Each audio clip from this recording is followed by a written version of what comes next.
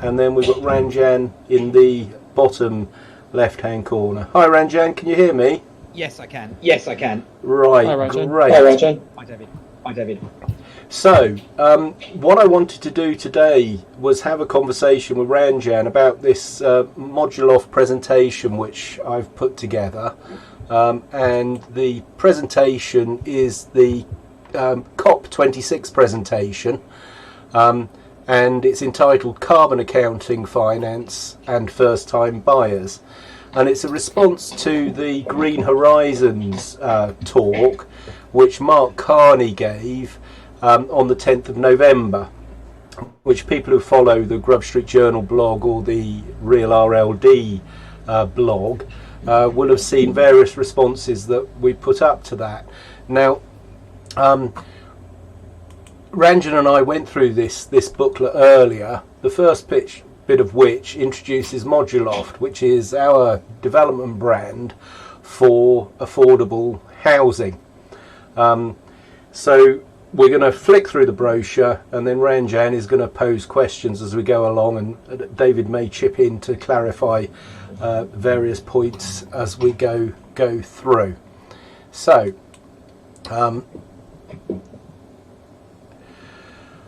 RLD Limited is a marketing company which I established back in 1990, but relaunched at the beginning of this year. And we launched a investment fund for private equity to pursue development of affordable housing schemes. And we specifically purposed Moduloft with addressing the first-time buyers market. And the introductory video that just played the sting just then explains what we call the reluctant 10%ers, what Chloe Timberley calls generation rent. This booklet is a response to the carbon accounting aspects of wider geopolitical and political economy agendas introduced by Agenda 21 and Agenda 2030 coming out of the United Nations, which inform the green capital responses which Mark Carney was talking about in the Green New Horizons. Now, development is a huge producer and a huge user of energy, and therefore, as carbon is a proxy for energy use, also a large emitter of carbon dioxide. And measuring energy usage via carbon dioxide, it's a very good proxy. There are other good ones too, but COP26 is particularly concerned with responses to what's called the climate crisis, and the accounting rules and the finance landscape that's being put in place take on board those issues. The issues which this document addresses are Chapter 7 of Agenda 21, which relates to the built environment, and also Sustainable Development Goal number 17, I think it is, which also we'll be getting to later in the brochure. Now, Moduloft uses a production, a supply chain delivery method developed by AECOM, a large management contractors, and Roger Stirk Harbour and Partners. And modular construction, which is off-site, minimises wastage. It uses less materials in a Buckminster Fuller way to do more with less. Buckminster Fuller's Bucky Fullmeister's concept of tensegrity, which is basically doing more with less. And this process allows us both to deliver more cheaply, but also in terms of carbon emissions. And we wanted to use these new materials, new methods of construction to build affordable homes for owner-occupiers. And one of our unique selling points over our competitors using similar techniques, who are really purposing them towards what's called the build to rent sector. So it's an enduring question is whether or not the Sustainable Development Goals and the Agenda 21 Sustainable Development Goals in advanced post-industrial societies such as United Kingdom, United States, actually take into account the fact that home owner occupation and home owning democracy has been a tenet of our sort of political landscape for many years now, and it's not something which I want to relinquish anytime soon for my own children, and certainly talking to business associates of mine with children coming up wanting to purchase homes, we want them to have the same opportunities that we had, so that's really what informs the development of our product, i.e. Moduloft. So the booklet then goes on to show some schemes we've been interested in, some designed schemes, which AECOM and Roger Stirk have done, and that's the corporate end of what we're doing. And then these graphics here show the supply chain and explains various things about the process, which AECOM and Roger Stirk have put forward. These pictures here on the left are of Place Ladywell. This system was developed in conjunction with Lewisham Council for affordable or sustainable and also pop-up buildings on sites that were being repurposed down the line. And this is actually social housing in Lewisham. These are various loft designs and concepts which we within the envelope we can do with these are just some of the things that people can do with loft space, and this is a mock-up of a proposed app for people to specify their lofts and their affordable homes delivered by effectively the ranges that we've come up with. What can you remember what Irving's terms were, David? It's style. The style range, and I think it was just loft. I think for the loft height. That's right. So the style range has regular ceiling heights, and the loft range and the loft range plus has higher ceiling heights to get into loft type accommodation. So this app will allow people to put in their specifications, find locations where we're sourcing land to build these things, and effectively, because it's a production line, an assembly line that we put together, plugging into the supply chain, we are approaching this from the point of view of large-scale industrial manufacturer similar to Henry Ford with the Model T Ford. The idea being that the people building and producing our product are able to afford to buy the product. Post-Fordism is a kind of a sociological and economic term that people that do that stuff tend to talk about, but I don't see why post-Fordism should rule out continuing owning democracy. So that's really our basis, a free market solution. I'm a capitalist. I'm an unabashed, unashamed capitalist. I think capitalism can work, and the finance aspects of financialised capitalism have fallen down on the job, in my opinion. And at COP26, we want to make our presentation quite clearly, unabashedly. We are capitalists, and we want the finance industry to provide appropriate financial products for our customers, who are the reluctant 10%ers. And the rest of this booklet then goes on to discuss some of these matters. Now, Dr. Adrian Wrigley produced this article in The Ecologist magazine in August 2008. It was first appeared, I think, in 2007. And there's one paragraph in particular I'd just like to read. This is just as true now as it was then. And the late Dr. Adrian Wrigley said, "We have a crisis of affordability and allocation. People are borrowing 8 times their income to get on the housing ladder, yet there are 700,000 derelict houses, 500,000 second homes, and hundreds of thousands of pensioners' homes with at least 3 bedrooms spare. The overheated Spanish housing market shows that rapid building programs do not cure price bubbles." So there's a finance aspect to this. Another paper which Dr. Adrian Wrigley produced and presented to the House of Commons Treasury Committee in 2011 builds on these points.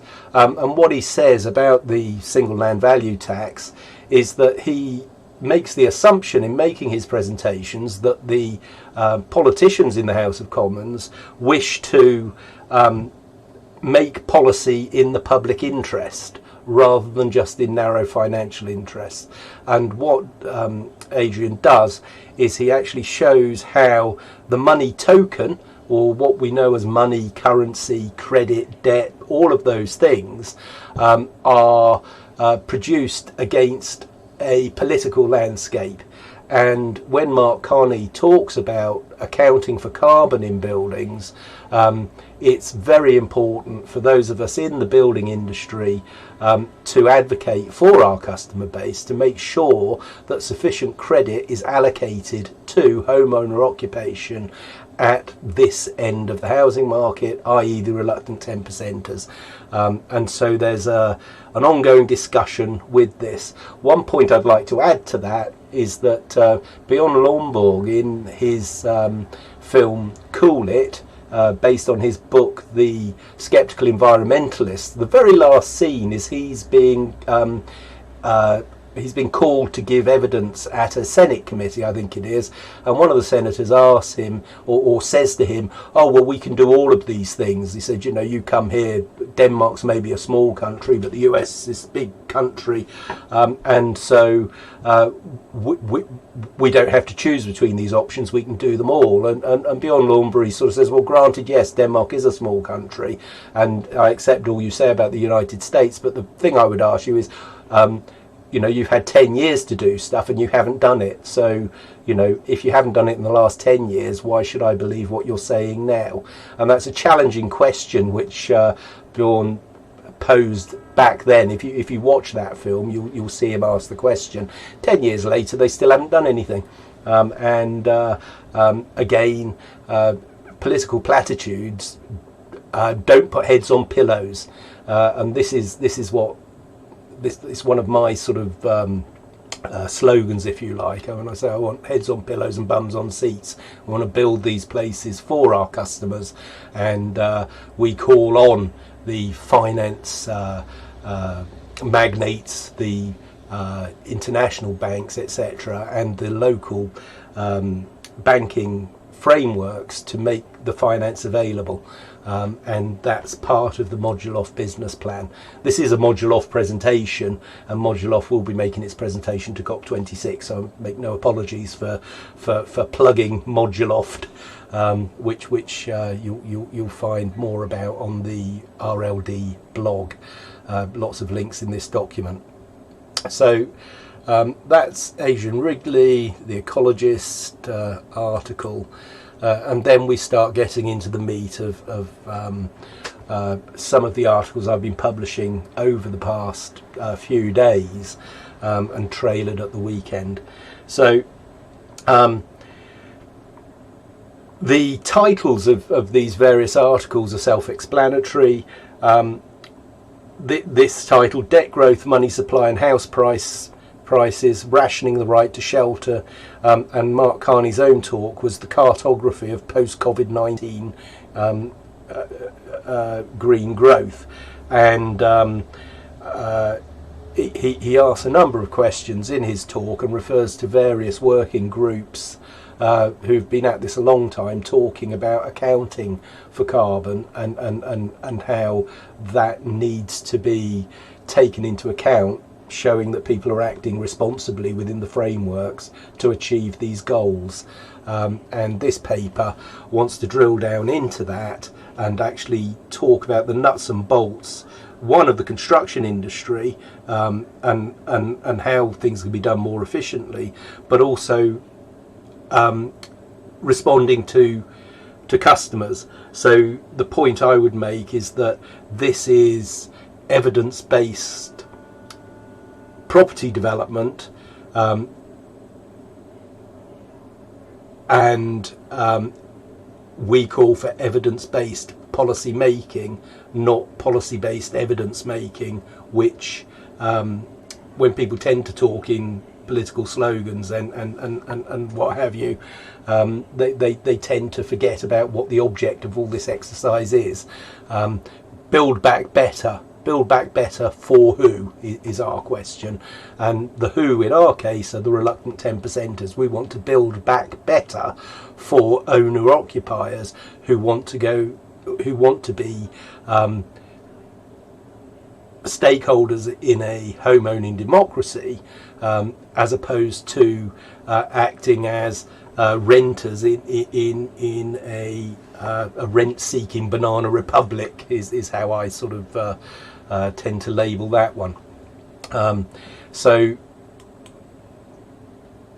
as you go through the booklet, there are links and other booklets that drill down into different aspects of the question of the elements of resources, labour, and tackles the question of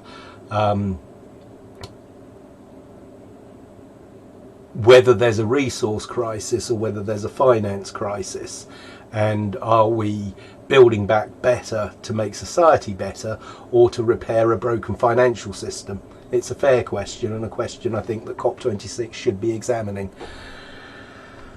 So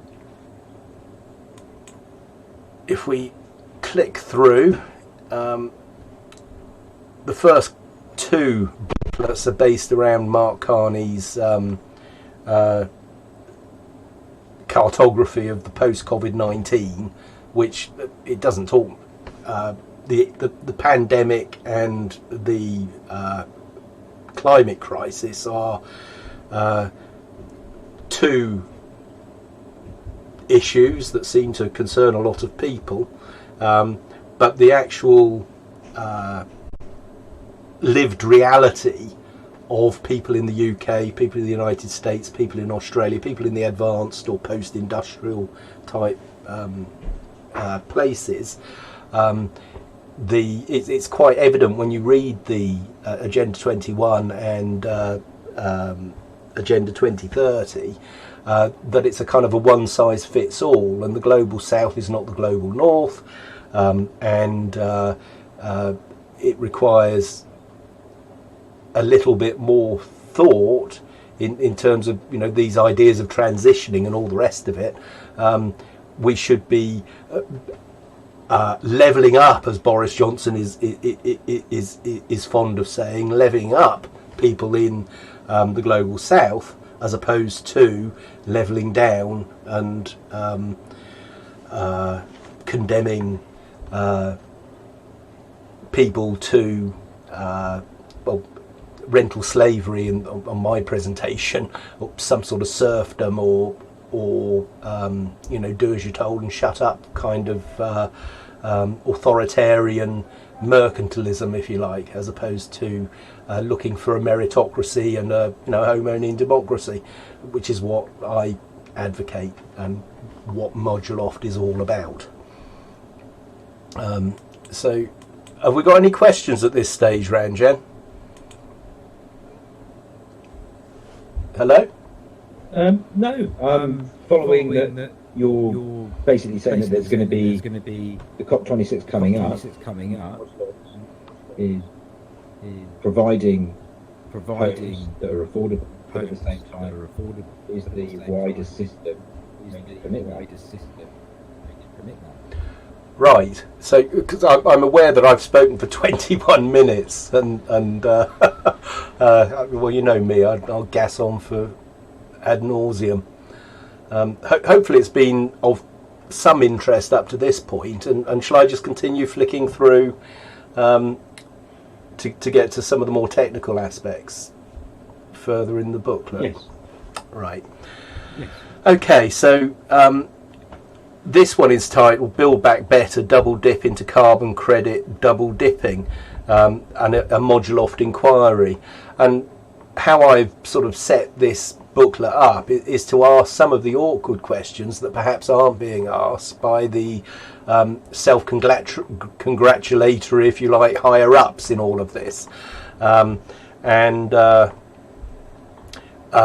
What this part of the booklet looks at is the where we've come through in all of this, from the Nixon shock, the oil shock, the idea of a world reserve currency in the dollar, that we're not linked to gold anymore, but in some explanations of all of this, and my own view is that global currency creation being centralized and linked to carbon, as opposed to, say, a hard physical metal like gold or silver, which is kind of old hat, if you like. But what we're really talking about is credit and debt-based money.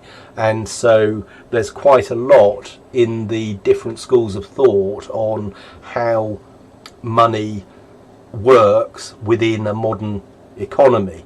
And there are different schools of thought on that, this booklet of various levels challenges various modes of thought on that, and there are a whole bunch of booklets which I've been putting together over the past 9 months, really, since I started putting things up on Yumpu, starting off with our Loft Miles idea, which started an inquiry into mortgage origination, availability of finance for self-builders, etc. Looking at the providing mortgage finance to the self-employed, for instance, is an age-old and fairly intractable problem that mortgage companies have had.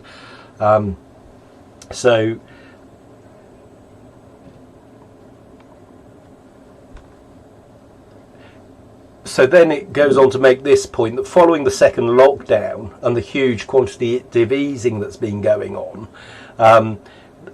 it seems that they've ostensibly been or had the result of concentrating corporate wealth and control, and Main Street has kind of been left out. But also other people that are being left out of it are reluctant 10%ers, and we would want to address that. And this is a little quip that Charles de Gaulle made: "La réforme, oui, le chien lit, non," which basically, if you put an apostrophe or a line between dog and lit, it becomes shit the bed, apparently. There's an article on that in which is kind of a crude way of saying let's not throw the baby out with the bathwater. And de Gaulle actually started off the ball rolling on the Nixon shock by repatriating French gold, which started about 1965, which is quite an interesting historical fact. So then, after the 2008 financial crisis, there were various approaches to dealing with the reserve currency being the dollar. Famously, at the time of the Nixon shock, Connolly, who was the Secretary to the Treasury in the US at that point, said that it's our currency but your problem. But that whole thing is playing out at the moment, and a lot of this COP26 carbon pricing and UN policy coming out, it is really about whether you have a unipolar polar currency system or a bipolar or multilateral currency type system, and that whole question begs the question of, can you really have a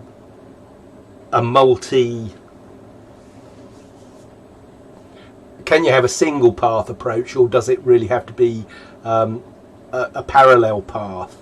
Because obviously the idea of convergence, or the idea of